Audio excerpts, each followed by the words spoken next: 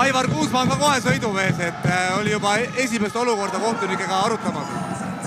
3-0 Tartu. Nii et Rasmus Andre seal esimestes kaitseepisoodides Toomiga sai päris kenasti hakkama ja Malcolm Bernard, kes siis poolfinaalis seisu kasvatada. Paaso ja Lips üritavad kokku mängida. Paaso läheb lõpuni, leiab Bernardi, pall liigub, Lips jätab veel viskamata, ma ütleks. Ja nüüd Bernard selle kolmese võtab ja paneb et Hannes Saar on sealt pingilt kohe võtta. No saab huvitav olema jaa, aga praegu see Cramo võib teha rünnakul. Timeout'i koht ei tundub, et ei tule timeout'i ikka veel. Viisikud töötavad ja paratamatult osad viisikud kindlasti täna ka ei toimi. Bernard versus Make, seal on selge pikkus ülekaal. Lisaks on ameeriklasel palju rohkem ka kogemust ja praegu see realiseeritakse ära ka. 5-2 juhtima, ehk siis pärast seda on tehtud 19-2 vahespool. No selge, et Cramol on ka kommunikatsioonihäired, et ka siin kaitses oli näha, kuidas Kaukanen Make tegelikult oleks võinud väga rahulikult vahetada. Varem sekkunud McBride'ile Painterile on järgnenud Valge ja Saar. Ja Valge paneb ka ära ja nagu Tartu niimoodi täna. Kalev Cramo ebatäpne taaskord vabaviskejoonelt. Sinna on ära antud juba 4 punkti, kui ma ei eksi.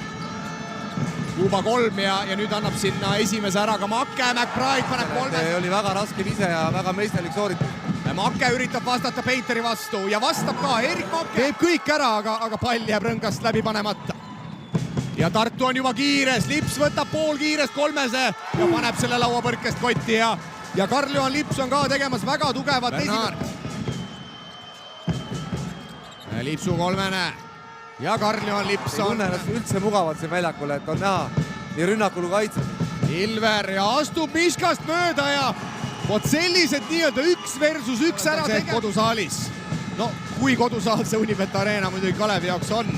Aga ollakse Tartu vastu 17-punktilises kaotusseisus ja meil on veidi alla 6 minuti esimese poole lõpuni Kaugiainen ja saab kätte. Bernard, 7 sekundit on rünnakukella. Poole lõpuni veidi üle 2 minuti. Kas ameeriklane võtab viske enda peale? Nii on ja paneb ära ka. Ja muljet avaldava soos on ka Make täna vahetusest 4 punkti on meeskonnale toonud. Saab mänguvahendi tagasi Rutherford ja panebki ära, 7 on vahe.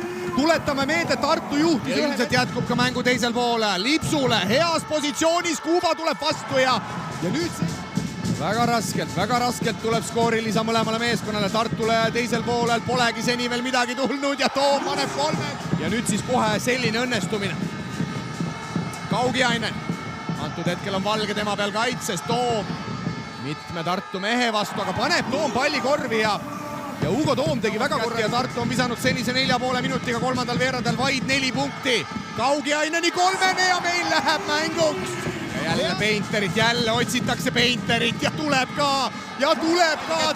Kõige hullem variant, Cramo saab siit kohe jooksma ka. Make kas viib Kalevi juhtima ja see saabki teoks. See saabki head korvpallisõbrad teoks.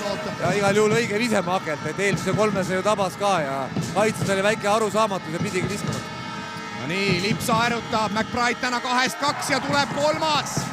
Nii et Tartule väga vajalik tabamus hetkel. Võib öelda, et Kalev Cramo mehed ise puterdavad asja ära. Bernard teisel poolel endiselt veel 0 peal. Lips kas jõuab 25 peale ja 7-6. On Karl poisi 3.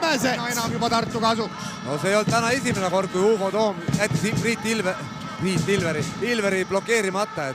No nii, Paasoja 3 silma. Tartu võib vist päris kindel olla. No nii, ja see on vist nüüd siis küll tehtud. Vahe üle pikka aja 2. Aga viimane sõna jäi täna ikkagi Tartu Ülikool Max ja Mooritsale, kes võidab tänase finaalkohtumise numbritega 86-75.